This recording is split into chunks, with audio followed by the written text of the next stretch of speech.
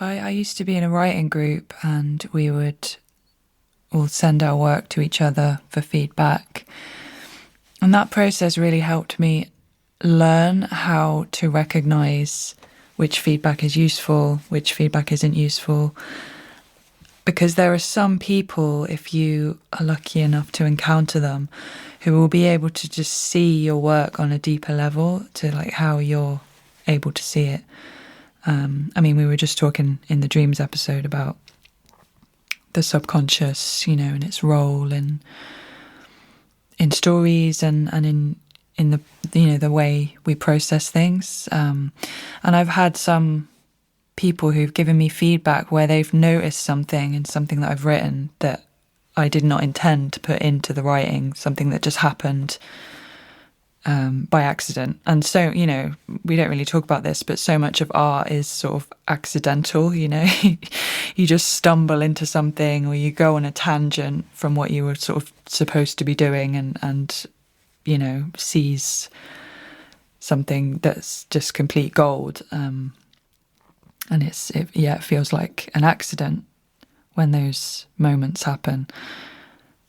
So that, I still remember that as really powerful. This person just pointed something out in a scene that was a conversation between two characters, and she recognized something in it that was just completely new to me. Like, it was a really nice one. Sort of surprise.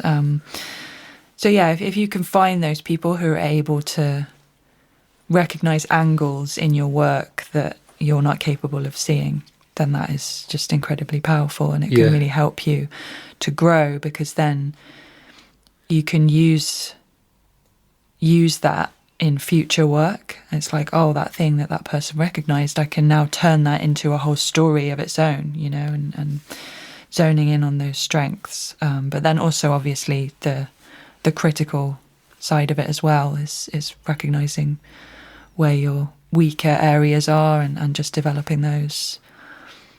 Yeah, that's the real valuable stuff, and so incredibly valuable to like figure out where things could improve, because that's really what the creative journey is, isn't it? It's this expansion and learning and revealing the self, really, opening up areas within yourself to view them and to become aware and conscious, and just to bring in more love, really.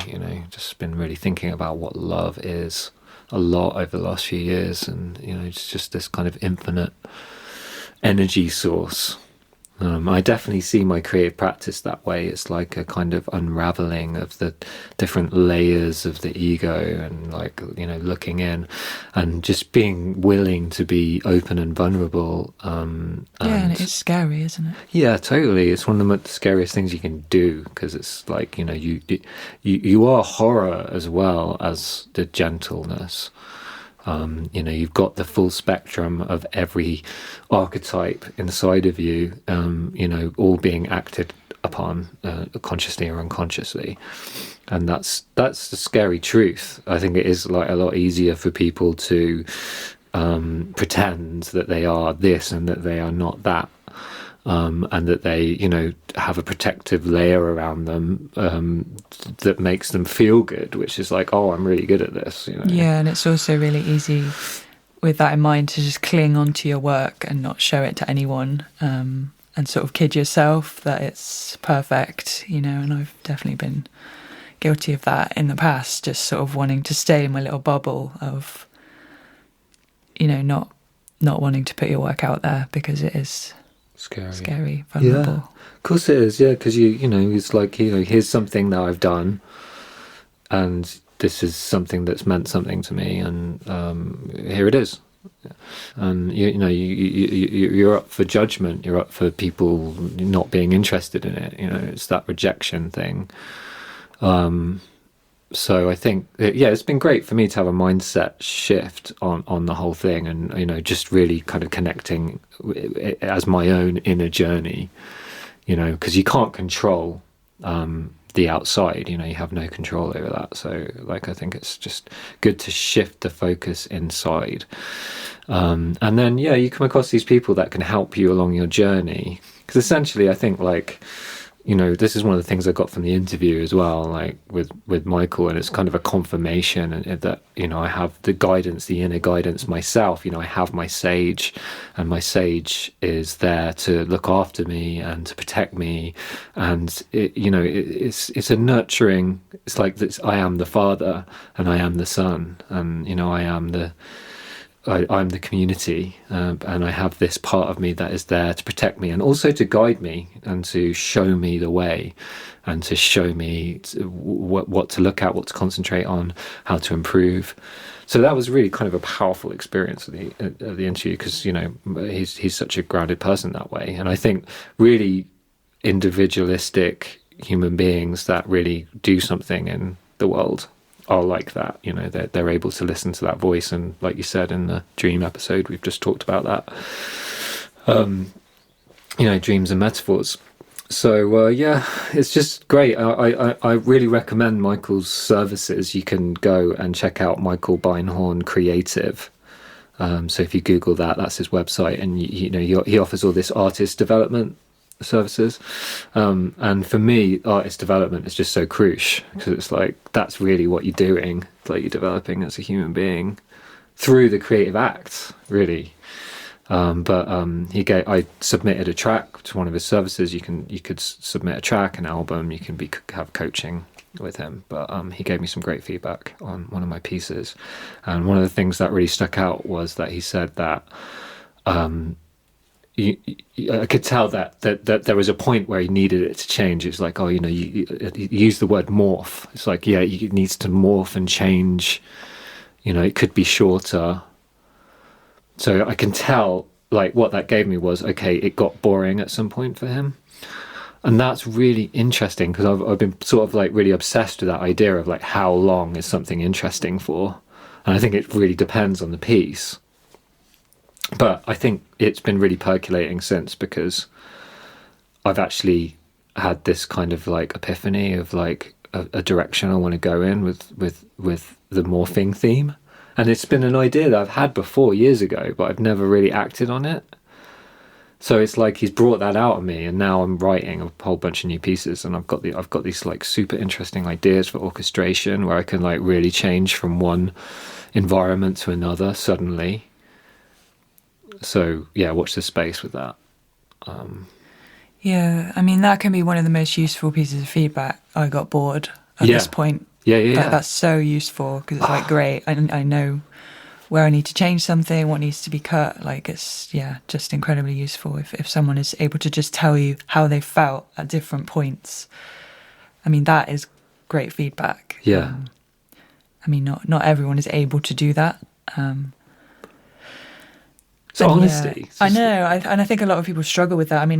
I've certainly sent my work to friends or whoever, people in my life, and I think they've been quite intimidated at the idea of giving me feedback. But it's like, no, I don't need you to like give me some in-depth like academic analysis or something of what I'm doing right and wrong. I just need you to tell me where you're bored, where it dragged, where you were excited to find out what happened next. It's as simple as that. Just zoning in on those emotions, your emotional experience. Yeah, exactly. Yeah, because it's like you never forget that. Like, you never forget someone saying that. Because, everyone can go, oh, yeah, it's cool. Oh, yeah, it's really good. Oh, yeah. It's just noise. It's just noise. You never remember any of that. You always remember the critical stuff. Because it's like, that's what you're looking for. That's the way, you're digging for that. You're trying to find that stuff, you through the dirt, and you'd find those bits of rare metals in there. And it's like, those are the things that you keep. Because it's like, right, okay, that's what I need to do. It's like, breakthrough. Because you're so close to it, you're obsessed with it, you're doing it every day, you can't see it, and you need someone else to do that for you. So I really can't recommend his work enough if you're interested in that. It's just great. It's a great chat. It was really like informative. I tried to ask questions that no one else had asked. I was obsessing over trying to do that in the interview, because there's lots of other great interviews out there with him. I do recommend one of the best ones for me was Rick Beato did, and he does like a really good overview of his career, and he's had an amazing career. You know, he's produced Super Unknown by Soundgarden, and he's worked with Marilyn Manson and Hole, and he's just done some pivotal albums. Herbie Hancock, Rocket, which is amazing. So yeah, I do recommend, if you want an overview, that's a really good interview. And then with this interview, I wanted to just find out things for my own curiosity, basically.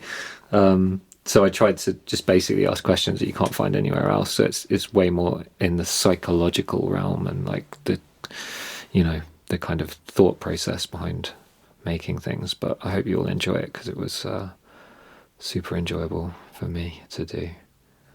Yeah, lots of love.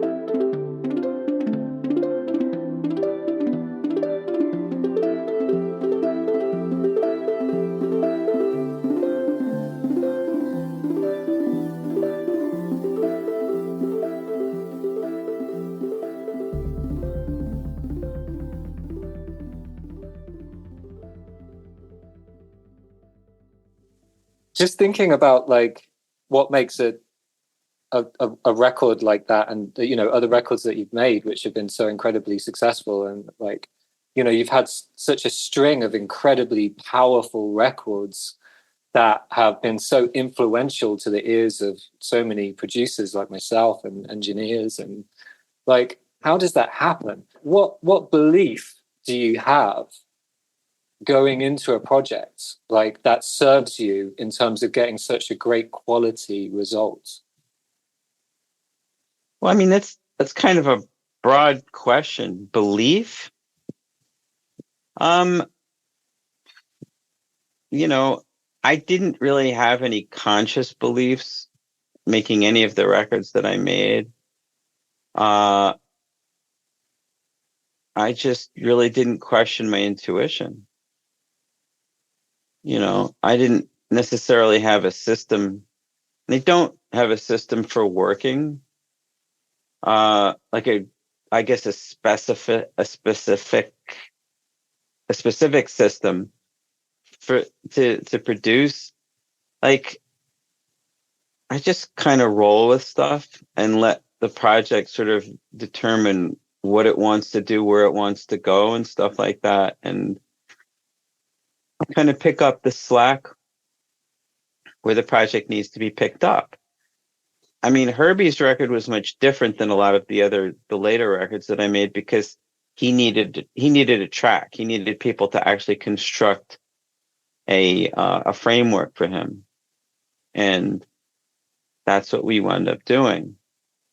But conceptually, that track came from an idea, and the idea was, what would Herbie, being this trend-setting legendary jazz musician, what would he be doing if he hadn't gone and made all those pop records, and he just stuck with being a visionary who was kind of pursuing different types of music, and pulling them into the orbit of what he knew, which was jazz. He'd made records like the one with Chameleon and Watermelon Man.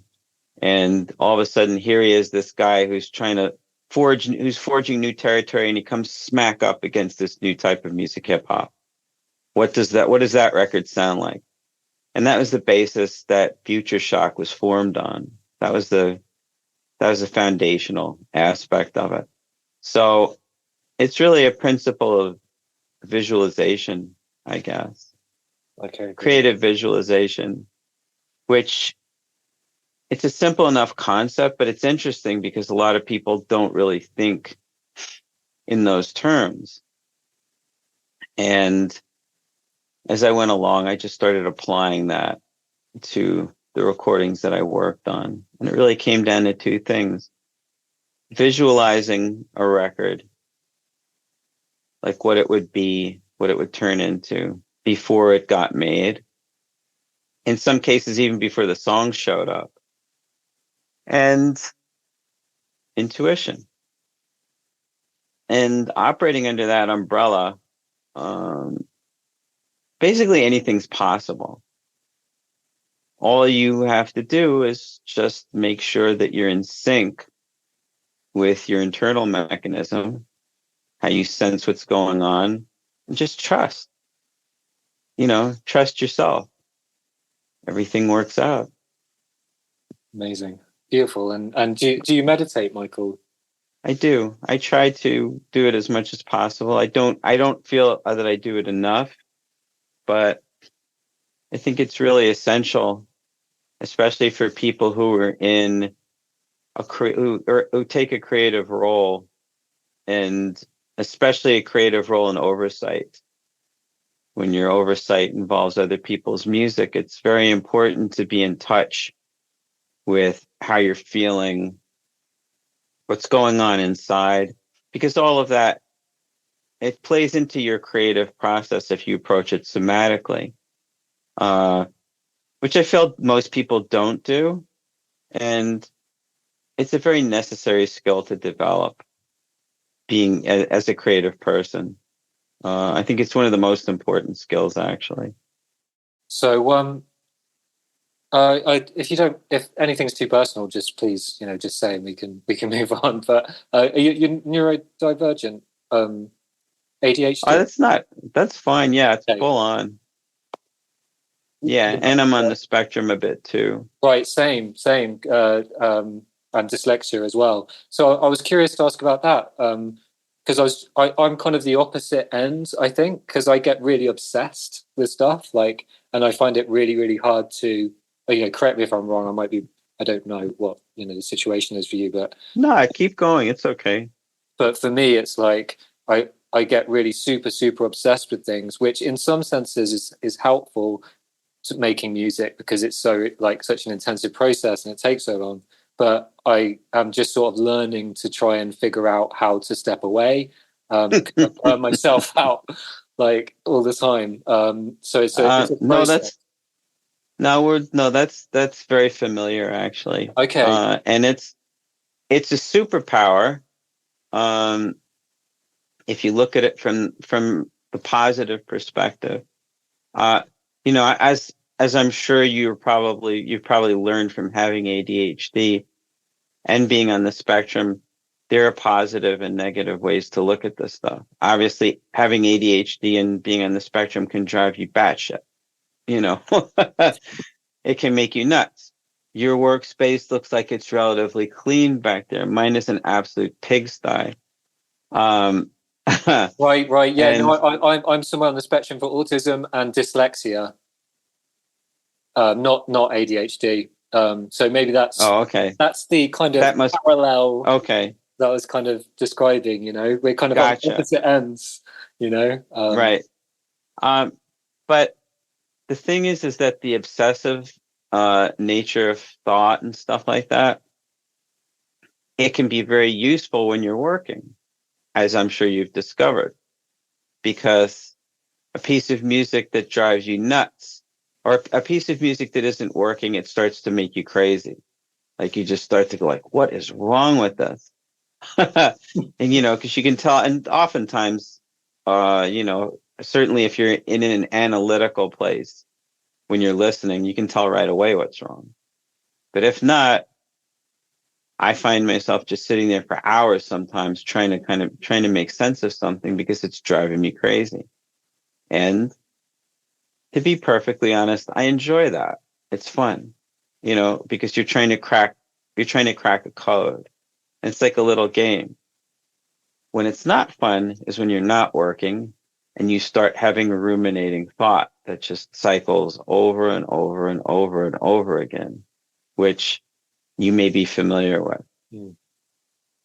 At that point, it becomes nightmarish. So it's good that we have medication for things like that. But sometimes the medication isn't everything, and sometimes you don't want to be medicated, et cetera, et cetera, et cetera. I've found that I kind of respect the rumination, even though it drives me crazy, because I discovered that a lot of times rumination isn't just a single thought that's going around and around in your head, like a hamster in a wheel.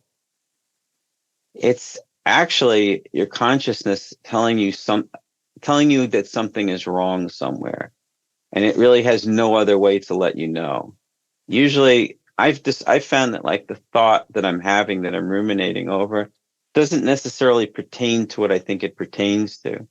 That the thought is symbolic or indicative of something else that my consciousness actually wants me to have a look at. And very often when I take that perspective, eventually the rumination dies down. And it's a little bit more time consuming that way, but inevitably you wind up focusing on what it is, that you're supposed to be taking a look at. Fascinating. And yeah, from that perspective, it can be helpful, albeit quite painful and irritating, but it does wind up being helpful in that regard.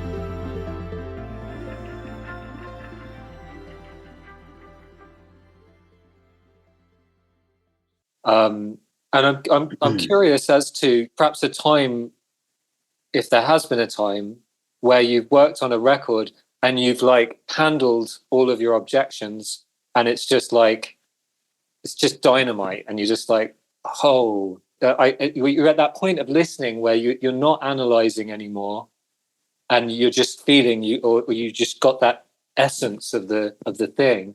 Has that happened in your career, would you say? Yeah, I mean, I think towards the end of a recording, when everything that has been done, that has needed to be done, is done, and I can take a step away from it. And it's really cool, actually, because I've been able to shut that discerning aspect off and just listen to something for the sake of listening to it, just be completely unconscious, not pay attention to anything other than kind of like, oh, oh my. You know, it's nice because I can listen to work that I've done from a while back, and I don't want to go into it analytically, because like that's over. There's nothing that can be done at any rate. If I wanted to analyze, even if I wanted to analyze it, it would be a waste of time, because it's finished. I can't go back and I can't get in a time machine and change anything. So it doesn't make any sense to be analytical. Besides, I think if you're going to do that, then you're really more into masochism than you are into record production. Pretty cool. Because ultimately, if you're going to be analytical about something that you did like 20, 30, 40 years ago, what's going to happen is you're invariably going to find something you don't like, or something that you should have done differently. And then you're going to start beating yourself with it. And, I should have seen that, and it's going to be like, oh, okay, well, I guess this isn't fun for you, is it? I like the luxury of being able to listen back to something that I did a long time and go like, yeah, I like this. This is good. It came out well. And maybe in one or two rare occasions go like, if there's something that could have been done better on this, I don't know what it is. That's a very nice feeling. Yeah, I bet. And is there a piece of work that you're most proud of? There are, I'm proud of almost everything that I've done. There are a couple of standouts for me. I mean, some of them, they're all kind of like family to me in a way, but I think,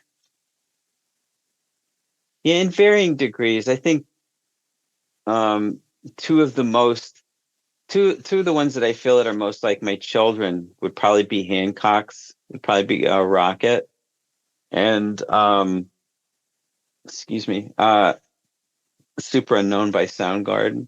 Awesome. Yeah. I was hoping you were going to say that. Yeah, I love Yeah, I it's love like them. my kid. I mean, they both are really. I mean, Rocket's kind of like my firstborn because it's older than my daughter, and actually Super Unknown is as well. And Super Unknown is just like I've got a very personal connection to it. Like it's like a person to me. It's like it really is a child. You know, like it's a person who I was involved in creating and has gone out into the world and has basically it's done what a parent wants its child to do. It's kind of it's gone out into the world and established itself. And in some ways it's in some ways it's greater than the people who created it. You know, that's what any parent I think wants for their children. And that's how I feel that record is. That's lovely. I wanted to ask about a detail on that actually, and it is just a small, really small detail, but I just wanted to talk about it a little bit, just because I find like compression is something that is just really utilitarian for me in my life. Like I've never really enjoyed doing it. Really, it's something I have to do. I don't feel like I can really experiment. Maybe it's a limiting belief that I have about it. Like it's just something that is just necessity. But I was re-listening to the Super Unknown album, and I just got this like sense of the compression on it was just like it sounded like it was breathing.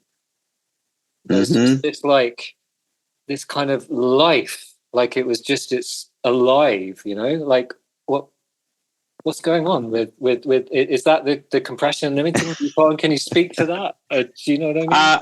I wasn't involved in any of the Okay. mixing. Okay. I was in another part of the studio rewriting the track sheets because our engineer had done such a bad job. And I needed to make sure that the mixer was able to read what he was working with. So I didn't actually get to participate in any of the mixes, but what you're hearing is, yeah, the compressor is pumping. The way he compressed the record, I probably wouldn't have done, but I can't complain about how the record turned out. But yeah, it it's doing that sometimes. I mean, he was using a as far as I know, I only know of two compressors that he was using on that. I don't think he used any of the inline compression on the SSL. He had a Summit across the drum bus, if I'm not mistaken, and he was also using the stereo bus mixer on the SSL, which of course is a classic sound, and no one who ever mixed on an SSL doesn't use that because Yeah. it's just indescribable, that compressor. It just makes everything that goes through it sound like it's finished. It just does this thing. It takes all the instrument sounds and it kind of glues them together harmonically in the nicest way. A lot of times people overuse it. There was a mixer named Laurie Latham who did a lot of work in the 80s. Like he did Paul Young records, and I think he did a Stranglers record, and he worked with Squeeze. And I think that he probably used more compression on his mixes than any other mixer I've ever heard in my life. I mean, his mixes kind of typified the 80s, but he was so artful with it. There's not anything that I'm saying about this guy that's critical at all. His compression was way over the top, but he used it so beautifully that he got things to pump a little bit, but he also created this effect where things felt like they were just sort of they're floating in space in a way. It was absolutely beautiful. Like everything was just sort of sitting there so nicely. And, I'd listen to it and go like, yeah, this is overcompressed, but God, it sounds good. Man, yeah, it's so exciting to think about. I was just thinking about like all of the equipment that you would have had the option of using, on some of these records. The Super Unknown, for example. But yeah, but really, you were doing a lot of these albums in a time where there was money, there was budgets, there was options, and just some really exciting equipment. I was just sort of comparing it to like what we use now, which is kind of very cold and digital, and it just sort of blows my mind really, like how technology has just got so much worse. I mean, it's got so much more accessible and everyone's got it, right? But it sounds bad. And part right? And so like, what was that like? When you well, I mean, it was exactly what you think.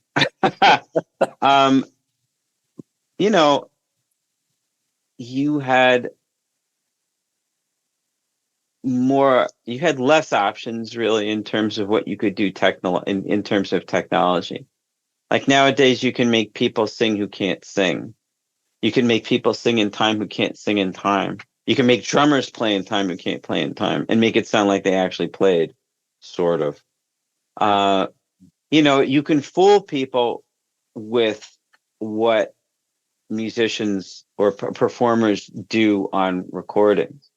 You can instill the idea that a person has natural talent when they don't actually have any talent or have very little. You can almost make a singer or a performer sound like they are a communicator when they can't communicate jack shit. But you still aren't able to simulate harmonic distortion. You still like, there's a certain quality that analog recording equipment has that digital recording does not have. And I mean, I've got a system here that's all digital. I love it. It's absolutely wonderful. I mean, the detail on everything is staggering. I'm at this point, I'm not going to complain about digital because it works for me perfectly. I'm not in a recording studio though. I miss the sound of analog tape. It sounds so good. The compression, the warmth, the presence, the distortion, and the simplicity of it. Like it really kind of it kind of forced you into a corner basically. And it was like, if you cannot play on this music, you don't belong in the studio. Right. Like it really was not an equal. It was something that put you to the test, so to speak. If you couldn't cut it on your recording, you had to go. Nowadays, digital technology, it inspires ubiquity. It makes it possible for everybody to be able to make a recording. And on one hand, that's a wonderful thing. It's not a bad thing at all. On the other hand, it could be one of the worst things ever for music in general, because it means, yes, everyone can do this. And so you don't have any degree of quality control. You don't have the same level of oversight. And it stinks. It stinks in the sense that you're getting people who are allowed into the arena of being highly successful, making big records, who don't really belong there. If the technology didn't exist for them to be able to do this, they wouldn't.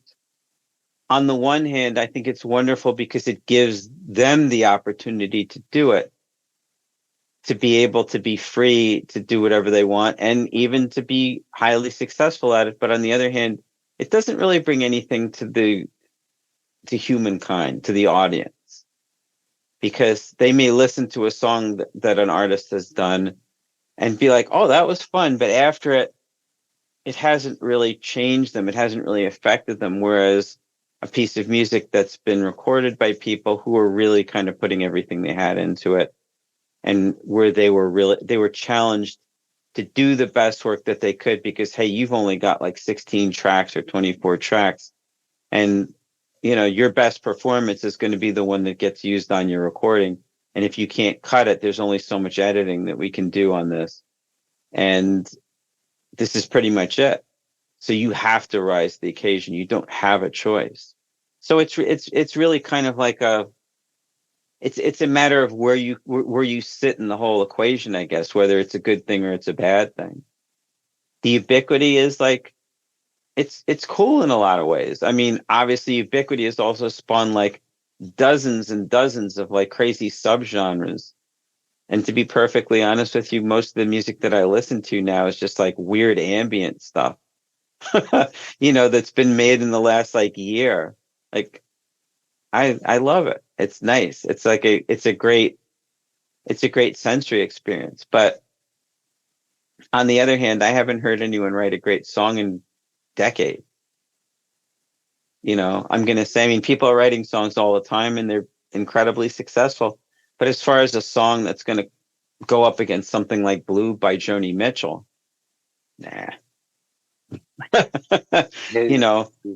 That's not gonna happen.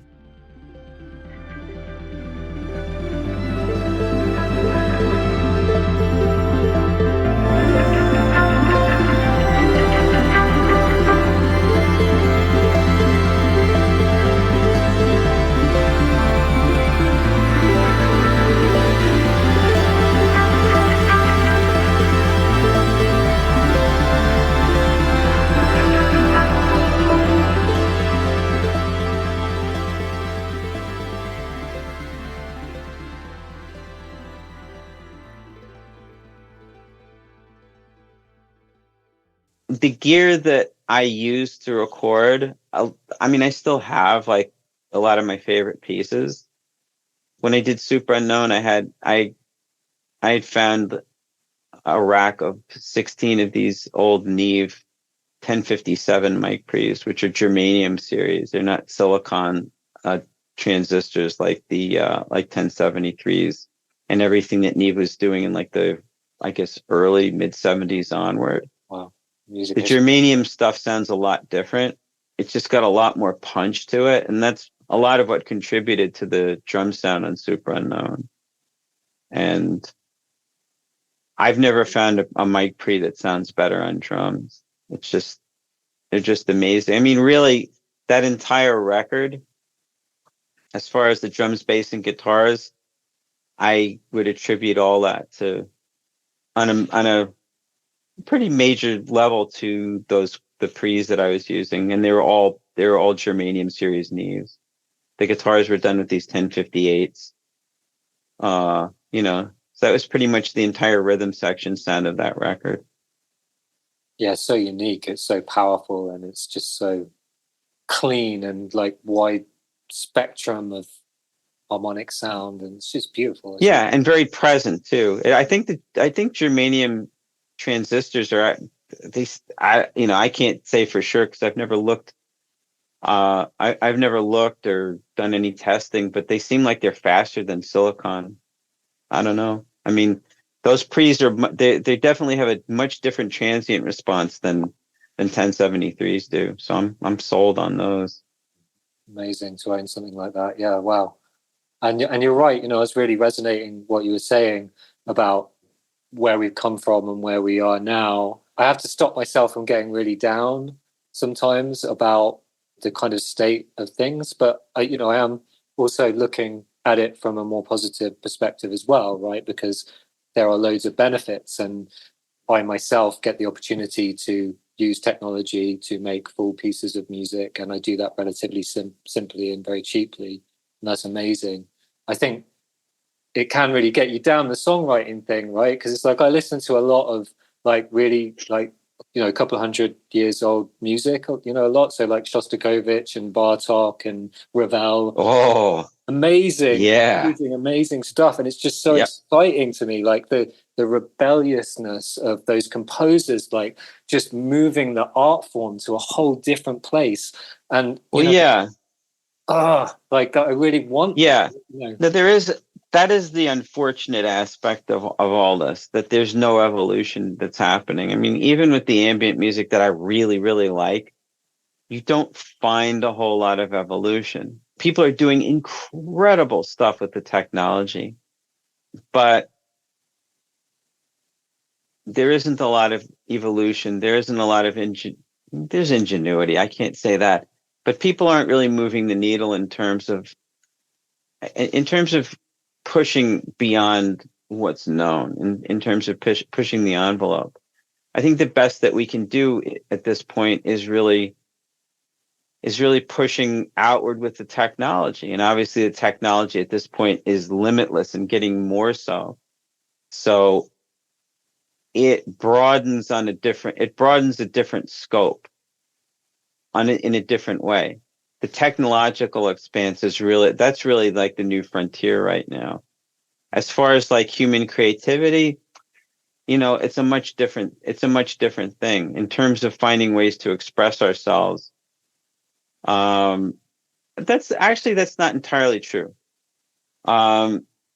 Because in that weird subset of music that I'm listening to, I've discovered things that I do feel actually have a tremendous emotional resonance. One in particular is an artist called The Caretaker, which you may be familiar with.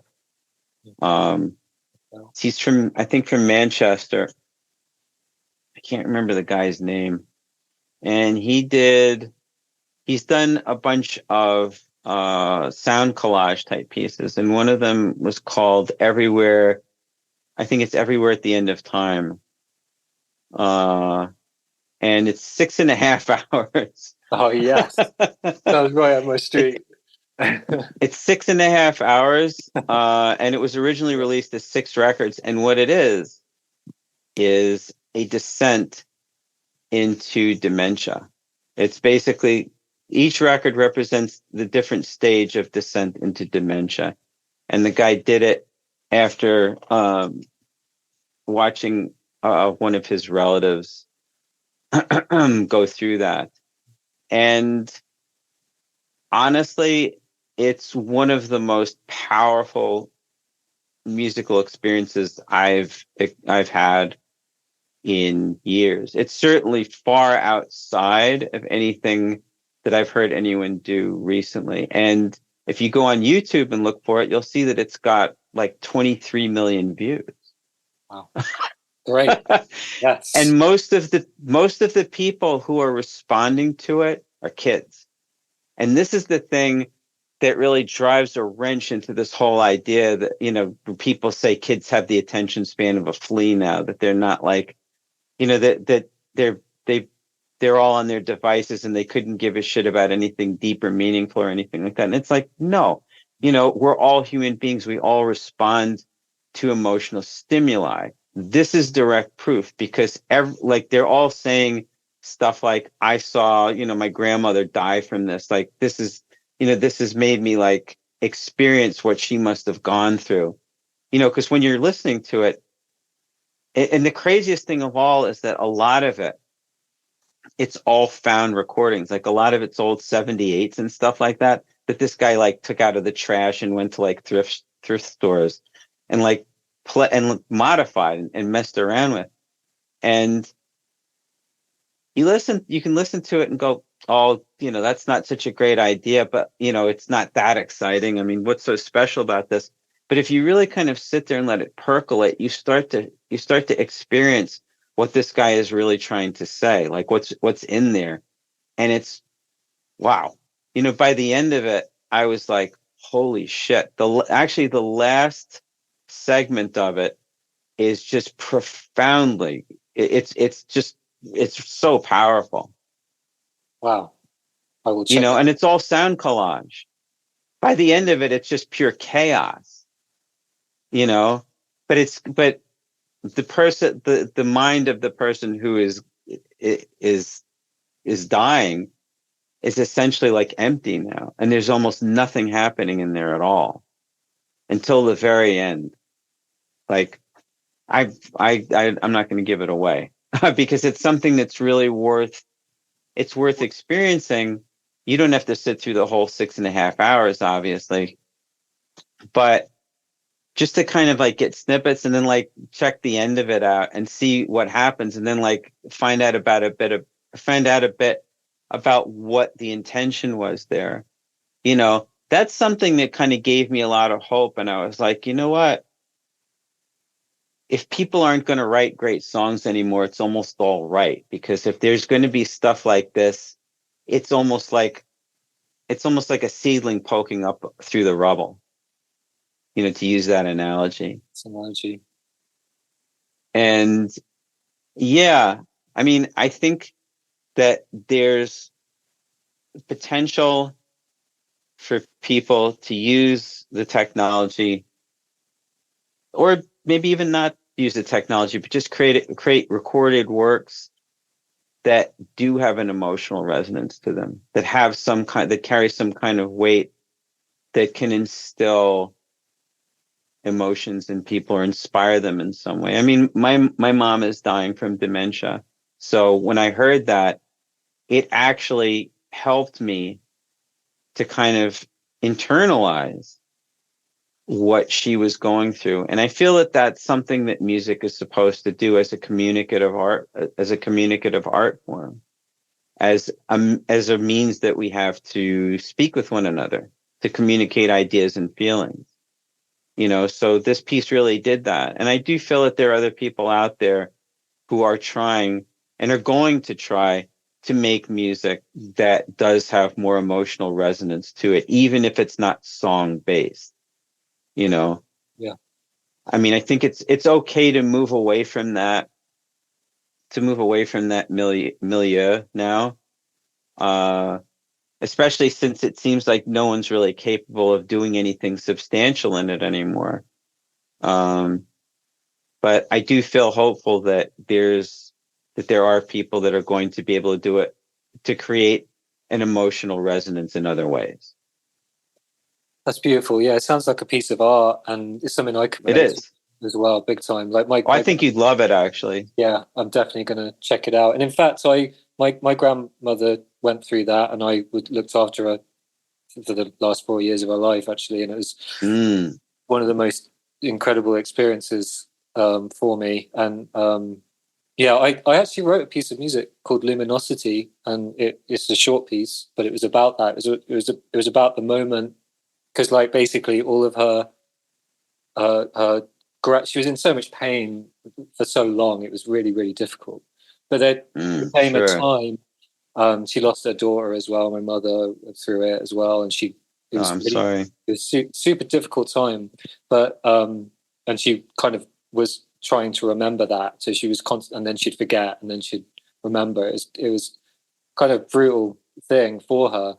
But she reached this point where, like, her ego just left, and it was one of the most beautiful moments I've ever experienced. It was like I just saw this like shining light of like the most beautiful consciousness in her eyes, and it was just an incredible moment. I'll never ever forget it. There was no pain, there's no suffering, it was just pure love. And it was super inspiring moment I'll never forget.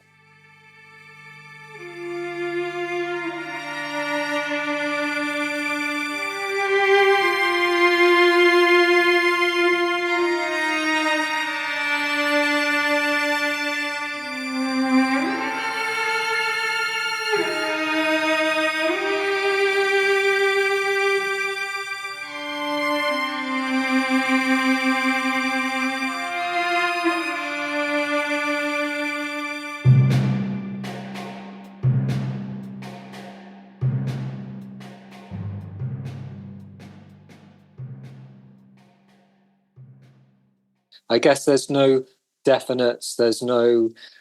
I don't know what my future holds. I'm very, like I was saying earlier, very obsessed with creativity and writing. And it's like there's a part of me that I need to do it. It's not just that I want to, but I have to do it to be able to sort of cope. And it can be really lonely, and it can be very isolating and scary. And I think when you find someone like yourself who has been an inspiration and has made me be able to feel a lot more grounded in the future, in a way, it's like, oh, it's okay. And like you were saying earlier, with following your intuition and being in touch with that. And I can imagine for you on your path, there's been times of uncertainty that have been really, really difficult, right? Where like perhaps you haven't, you're not working for a period of time and you don't know what the future holds. Like, how do you handle that kind of situation? Well, I mean, the mind tends to go into a place where I think for a lot of people, where you just kind of gravitate towards the worst possible outcome. And part of that's because our brains haven't evolved really over the past like 50 to 100,000 years. So we basically all still live in fight or flight mode. And it's a matter of survival to prepare for the worst, because that's biologically what we're wired for. But life really hasn't borne itself out like that. I mean, I think we've all confronted really, really devastating points in our lives, especially with regard to our present and our future and how we are looking at them. But the reality is that when you look back at your life as it's been up to that present moment, like, what's really happened? If you've sustained very, very bad points in your life, you were able to get through them, right? You're not dead. You haven't lost any limbs in the process. You're still relatively compos mentis, one hopes, and you've survived. And that's essentially what we're also wired to do, is survive. We make it through. So it's good to be able to put things into perspective. And being on the spectrum and having ADHD, particularly, I guess, having ADHD, gives you the opportunity to be able to, you tend to take in a lot of information, but you also look for patterns. The pattern that one sees in their own life is, I'm still here. I've survived. And no matter what I think might happen to me in the future, the reality is that it can go completely the opposite way. Now going back to the whole concept of visualization for a second, how did I wind up here? Well, did I just fall into this? Or did I imagine this? Did I actually kind of visualize this because it's happened in a way, in many respects, that I kind of like, that resonate with me? Like, this actually worked out in a way that how I was hoping. Being able to sit around and remotely work with people is something that I've been dreaming about for like 15 years before the technology even existed. Everything has happened in a way that I saw, that I imagined beforehand. You have the luxury of sitting in a room with a bunch of equipment creating music. What's so bad about that? It's a joy. You're not forced to have to go to an office and work all day long. I mean, somehow you seem to be subsisting upon whatever it is that you're doing. There's no tragedy in that. The tragedy would be if you got hit by a bus and were incapacitated or dead. Well, it wouldn't be a tragedy because you wouldn't know. But, having to live through something terrible would be a tragedy, and still you would survive that too. We're all going to face bumpy times in our lives. That's a given. It's how you react to it. It's what you do with it. If you prepare for something bad to happen, well, maybe you'll be ready when something bad happens. But most of the time, if you can look at life from a perspective of like, hey, this is actually pretty good. When something bad happens, you recognize it for what it is. It's a moment that reminds you that you're alive. Getting swept up in it is just plain, well, it's not stupid. I mean, it's easy to do, especially now because of social media. But to be responsible about it and to recognize that basically everything that you're doing is based on your perception of what it is. It has nothing to do with an absolute truthful reality. It's based on op-ed and what you consider to be the facts from moment to moment, which are mutable. I guess like that makes the difference for someone walking their path and someone who might not have found their route yet, in terms of like having that outlook, right, of the choices making. But you can also say, I want to be on my path now. Yeah. Like direct me. Just be open to what that path might be, and also to know that it may not be the one that you want, the one that looks good, or that where you're kind of like, yeah, but I should be on that one. That should be my path. Hold on a sec. Yeah. Like being open to it means it's going to come to you if you ask. It may not happen in the time frame that you want. It may not happen when or how you want, but it's going to happen. Nice one. I really appreciated a mantra that you gave in one of your interviews. I'm open to change. I'm open to participating in change. I might not be able to see what that looks like or how that's going to work, but I'm open to change. It's a mantra that I've been using since I learned that. I think watching a video, it was something that I wanted to just thank you for, because it's brought in. Oh, you're welcome. Power to things happening for me. I'm so glad. Excellent. Yeah, thank you. And yeah, you're welcome. It's great to have a coach to help you on your path. You mentioned that, and it's something that you do, of course. One of the things that you do in supporting artists. And I wanted to ask, do you have a coach? Have you had coaches? Have you had guidance yourself? Relatively speaking, I suppose I have. But it's funny because like, after a while, I just sort of realized that everything is kind of coaching me. Like the more willing you are to listen to what goes on inside, and the more able you are to pick up on what the messages are, the better the coaching experience. I mean, it's good to have people to talk to outside, and it's always fantastic to be able to have someone to bounce ideas off of. But as far as like reflecting internally, like if you can tune into that as much as possible, the church of God is within, or something like that. Yeah. And what about your team, Michael? Like, who's on your team?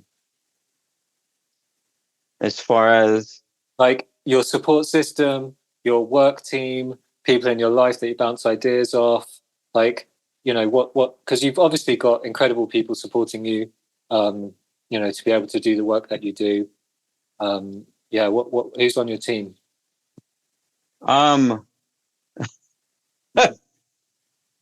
That's a good question, actually. I mean, for the work that I do, I don't really have, it's just me.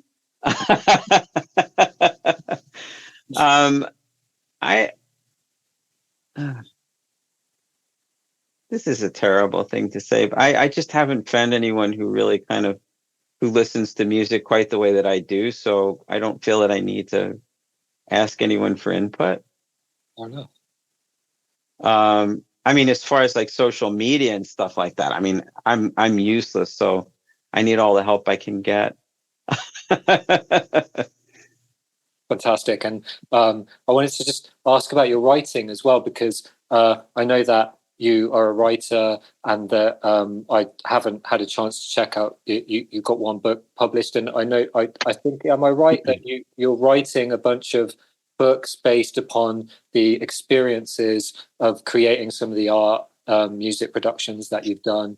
Yeah, that's right. Yeah. Amazing. Yeah. I'm going to be releasing them slowly, but yeah, they'll be coming out eventually. They should be on my website before too long. Yeah, I've done a lot of stuff that's unpolished as of yet, because I'm trying to figure out what to do with it. But some of it's kind of like a workbook for people who are interested in understanding music production from a philosophical perspective. Right.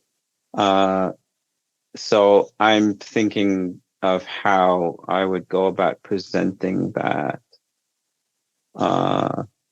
And yeah, a bunch of other stuff as well. And I think I'm kind of working on a rewrite of my book, which I'd be presenting on my site, and I guess in chapters, and as opposed to like the entire book.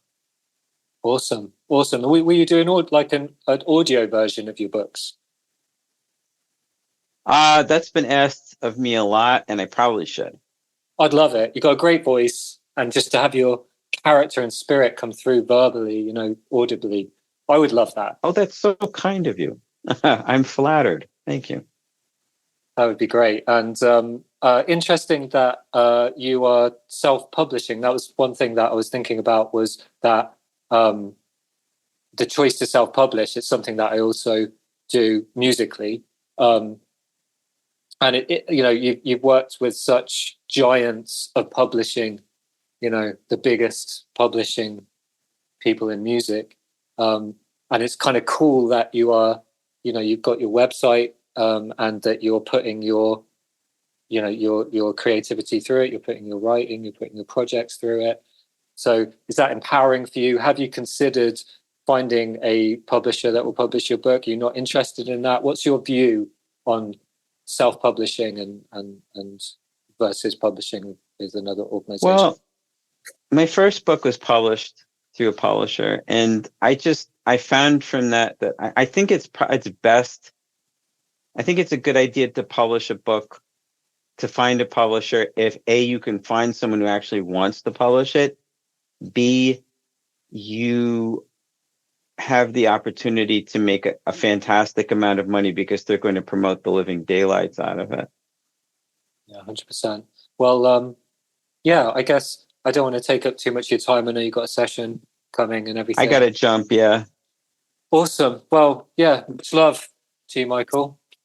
Take care of yourself, and good luck with everything you've got going on. And, I hope everything is with your family and everything is going to be okay. And I send some love and empathy and appreciation. Thanks. I appreciate that very much.